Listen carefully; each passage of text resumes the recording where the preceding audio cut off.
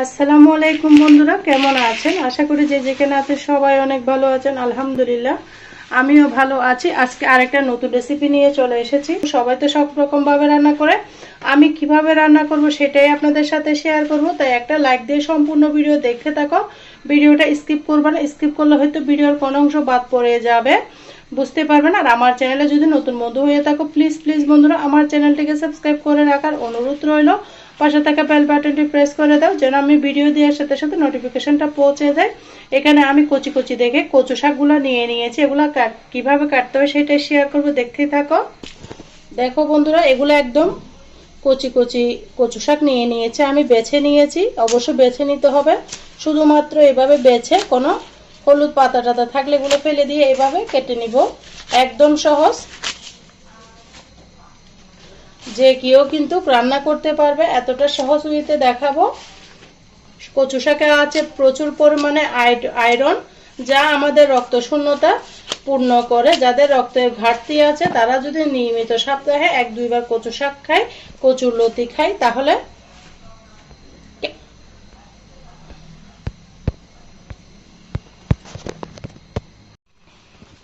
তাই আমাদের আশেপাশে কিন্তু আনাচে কানাচে পুকুরের পাড়ে জমির মধ্যে কিন্তু এমনি এমনি কচু শাক হয়ে ওঠে। এগুলা কিন্তু জংলি কচু বন্ধুরা, কোনো লাগানো কচু না।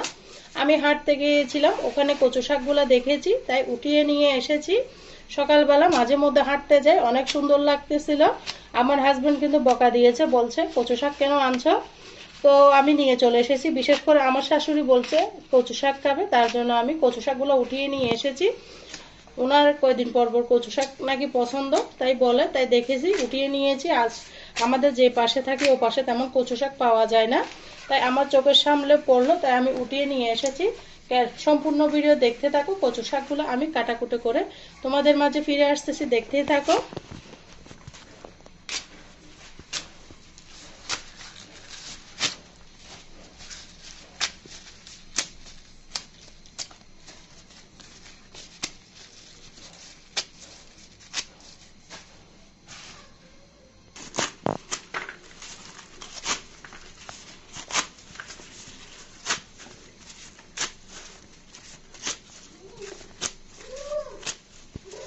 দেখো বন্ধুরা, সমস্ত কচু শাক কিন্তু আমি কেটে নিয়েছি। অনেকগুলো কচু শাক নিয়েছি, কিন্তু রান্না করলে অল্প একটু হয়ে যাবে। আমি এগুলো ধুয়ে নিয়ে আসতেছি, দেখতে থাকো। কচু শাকগুলো ধুয়ে বন্ধুরা নিয়ে চলে এসেছে, একদম ভালো মতো ধুয়েছি। সকাল সকাল তুলাতে কচু শাকগুলোতে প্রচুর পরিমাণের বালি আছে, তাই একটা হাঁড়ির মধ্যে সমস্ত কচু শাক আমি ঢেলে দিচ্ছি, দেখতে পারতেছ। কিভাবে রান্না করব, সবাই কিভাবে রান্না করে জানি না, আমি কিভাবে রান্না করি এটাই আপনাদের সাথে শেয়ার করব। অনেকগুলো কচু শাক দেখা যাচ্ছে, কিন্তু রান্নার পর অল্প একটু হয়ে যাবে, দেখতে পারতেছো। সমস্ত কচু শাক আমি একটা হাঁড়ি, বড় দেখে হাঁড়ি নিয়েছি, হাঁড়ির মধ্যে দিয়ে দিচ্ছি চিপে চিপে, কিন্তু কচু শাকগুলো কমে যাবে অনেকটাই। কচি কচি কচু শাক হলে বেশি ভালো হয় বন্ধুরা। এরপর যে এখানে আমি একটু মশলা অ্যাড করে দিব, দিয়ে দিব এখানে 2-3টা পেঁয়াজ বড় সাইজের দিয়ে দিয়েছি, 3টা বড় সাইজের রসুন। অবশ্য রসুনের পরিমাণটা বাড়িয়ে দিতে হবে কচু শাকের মধ্যে, তাহলে কিন্তু আসল স্বাদ পাওয়া যাবে কচু শাকে, না হলে কিন্তু আসল টেস্টটা পাবেন না, এতটা মজা।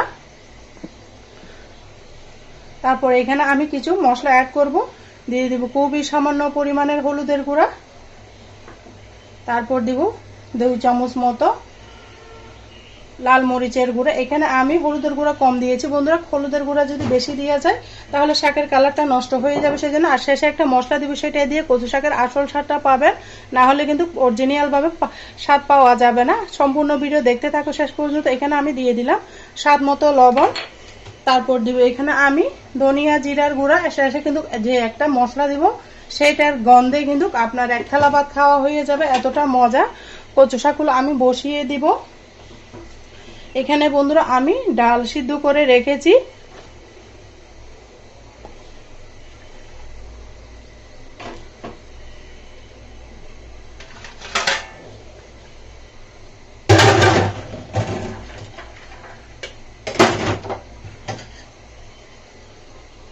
আগে থেকে বুটের ডালটা আমি চুলার মধ্যে সিদ্ধ করে রেখেছি, কারণ কচু শাকটা তাড়াতাড়ি হয়ে যাবে, ডালটা জুস হতে একটু সময় লাগে, সেই জন্য আমি তাড়াতাড়ি করে ডালটা দিয়ে দিলাম। দিয়ে দিব এখানে পানি। ডালের যে পানি ছিল সেটা খুবই সামান্য পরিমাণ, বেশি পানি দিতে যাবেন না, তাহলে কিন্তু শাকের টেস্টটা নষ্ট হয়ে যাবে। এই পর্যায়ে আমি এগুলো চুলার মধ্যে তুলে দিব। দেখো বন্ধুরা, চুলাতে উঠিয়ে দিলাম, দিয়ে একটা ঢাকনা দিয়ে রেখে দিব। সিদ্ধ হওয়ার পর ফিরে আসতেছি বন্ধুরা, সম্পূর্ণ ভিডিও দেখতে থাকো। দেখো বন্ধুরা, আমি প্রায় 10 মিনিট পরে ফিরে এলাম। শাকটা দেখতে পারতেছো কতটা নিচে নেমে গিয়েছে, তার মানে আরো অনেকগুলা জুস হবে, অল্প একটু হয়ে যাবে। এই পর্যায়ে আমি শাকটাকে সুন্দর মতো নাড়াচাড়া করে দিব। টিপস ফলো করলে আপনাদের কচু শাক কখনো গলা চুলকাবে না, আমার মতো টেস্টি হবে। তাই সম্পূর্ণ ভিডিও দেখতে থাকো, স্কিপ করবে না। স্কিপ করলে হয়তো ভিডিওর কোনো অংশ বাদ পড়ে যাবে, বুঝতে পারবে না। আর বুটের ডাল দিয়ে কিন্তু কচু শাক রান্না করে খেয়ে দেখবা বন্ধুরা, এতটা মজা। এটা কিন্তু আমার মায়ের কাছ থেকে শেখা। বুটের ডাল দিয়ে আমার আম্মা কচু শাক রান্না করলে আপনার মাংস কষা, মাছ মাংস এক সাইডে ফেলে রেখে সবাই কিন্তু কচু শাক দিয়ে খেত। আমার আম্মা তো দুনিয়াতে নেই, আল্লাহ তাআলা নিয়ে গেছে আমাদের কাছ থেকে। তাই আমার আম্মার রান্নাগুলো মাঝে মাঝে আপনাদের সাথে শেয়ার করি। এতটা মজা ছিল আমার আম্মার হাতের কচু শাক। সেম ভাবে আমি রান্না করতেছি, আপনারা এইভাবে ফলো করবেন, খেতে কিন্তু অসাধারণ লাগবে। আমি আবারও ঢাকনা দিয়ে রেখে দিব, আর যেটুক পানি ছিল সেটা কিন্তু দিয়ে দিব। মনে হচ্ছে পানিটা কম হবে, কচু শাকটা সিদ্ধ হইতে হবে, সেই জন্য আমি পানি দিয়ে দিই। আর বন্ধুরা, যারা এখনো পর্যন্ত ছোট্ট একটা লাইক দিতে ভুলে গিয়েছো, প্লিজ বন্ধুরা একটা লাইক দিয়ে আমার সাথে থাকার অনুরোধ রইল। আরো অনেক কমে যাবে শাকগুলো। আমি আবারও ঢাকনা দিয়ে রেখে দিচ্ছি, ফিরে আসতেছি বন্ধুরা সিদ্ধ হওয়ার পরে। বেশি হলো ভয়ের কোনো কারণ নাই, এভাবে কমে যায়, আরো অনেকটাই কমে যাবে। ভালো মতো নাড়াচাড়া করে মশলাগুলো আমি মিশিয়ে দিচ্ছি। এখানে আরো একটা স্পেশাল মশলা দিব, সেটা দিয়ে কিন্তু কচু শাকের একটা বাজিমাত রেসিপি হবে, দেখতেই থাকো। আবারও আমি ঢাকনা দিয়ে রেখে দিব। দেখো বন্ধুরা, একদম সিদ্ধ হওয়ার পরে ফিরে আসলাম, কতটা কমে গিয়েছে। চুলার আঁচটা কমিয়ে রেখে দিবা। প্রায় 30 মিনিট পরে আমি ফিরে এসেছি, দেখতে পারতেছো কতটা সুন্দর হয়েছে, কালারটা কতটা জুসি এসেছে।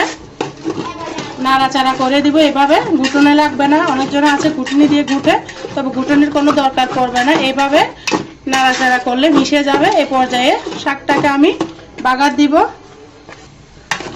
এভাবে ঘুটনি দিয়ে সুন্দর মতো ঘুটে নিলে একদম মিশে যাবে। দেখো বন্ধুরা, এটাকে আমি অপর চুলার মধ্যে দিয়ে দিব। এখানে আমি বাগারের জন্য একটা পাতিল বসিয়ে দিব, একটা প্যান বসিয়ে দিয়েছি, দিয়ে দিচ্ছি পরিমাণ মতো তেল। তেলটা একটু বেশি করে দিলে বেশি ভালো হয় কচু শাকের মধ্যে, কম তেল দিলে আমার কাছে কচু শাকটা ভালো লাগে না। এখানে আমি কয়েকটা শুকনো মরিচ মাঝখান থেকে ছিঁড়ে দিয়ে দিচ্ছি।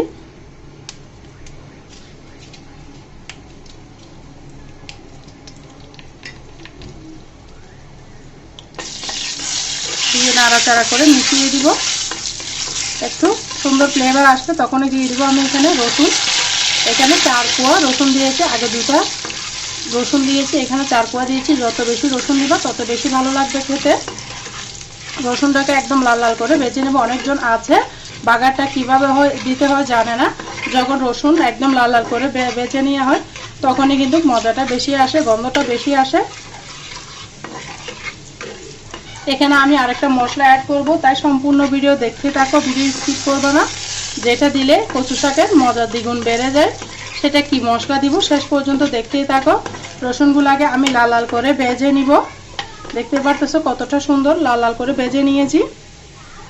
এরপর যে কচু শাকগুলো আমি ঢেলে দিলাম।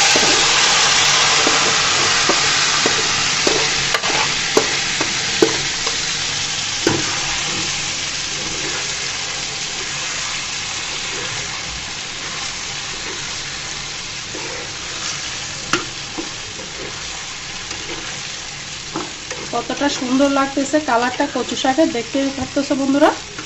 সবসময় রান্নার ক্ষেত্রে হলুদের পরিমাণটা কমিয়ে দিবা, তাহলে কচু শাকটা একদম সবুজ সবুজ থাকবে।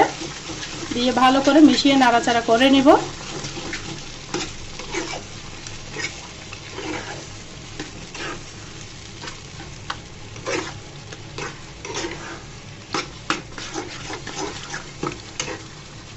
এরকম সিম্পল ভাবে কচু শাক রান্না করলে এটা দিয়ে কিন্তু রুটি পরোটা ভাতের সাথেও খেতে মজা লাগে। আমার কাছে তো পোলাও দিয়েও কিন্তু কচু শাক খেতে ভীষণ ভালো লাগে। আপনারা যদি কখনো পোলাও দিয়ে কচু শাক না খান, একবার হলো খেয়ে দেখবেন, খেতে কিন্তু অমৃতর মতো লাগে। লবণটা একদম পারফেক্ট হয়েছে।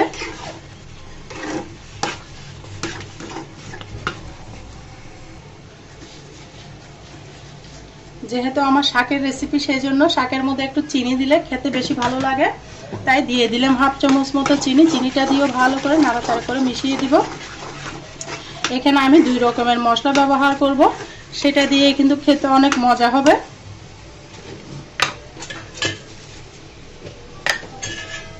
প্রথমে আমি এখানে ব্যবহার করব যে একটা মাংসের জন্য মশলা করা হয়, সেটা আমি দিয়ে দিয়েছি এখানে হাফ চামচ।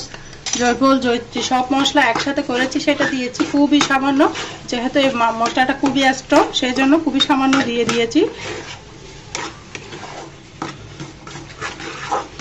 তারপর এখানে আমি অ্যাড করে দিব টালা জিরার গুঁড়া। অবশ্যই টালা জিরার গুঁড়াটা দিতে হবে। টালা জিরার গুঁড়াটা দিলে কচু শাকের আসল টেস্টটা পাওয়া যায়। আমার তো আগে থেকে টালা আছে, সেই জন্য আমি এখনই দিয়ে দিলাম। তোমাদের যদি না থাকে তেলে অবশ্যই গুঁড়া করে দিবা, তাহলে কিন্তু কচু শাকের পারফেক্ট একটা স্বাদ পাওয়া যায়। আমার আম্মারা তখন এইভাবে টালা জিরার গুঁড়া দিত, ভাতে ঘ্রাণে কিন্তু পেট ভরে যেত, এতটা মজা। কতটা সুন্দর লাগতেছে বন্ধুরা আমার কচু শাকটা, দেখতে পারতেছ। পরিবেশন করে দেখিয়ে দিচ্ছি কেমন হয়েছে কচু শাক রেসিপিটা।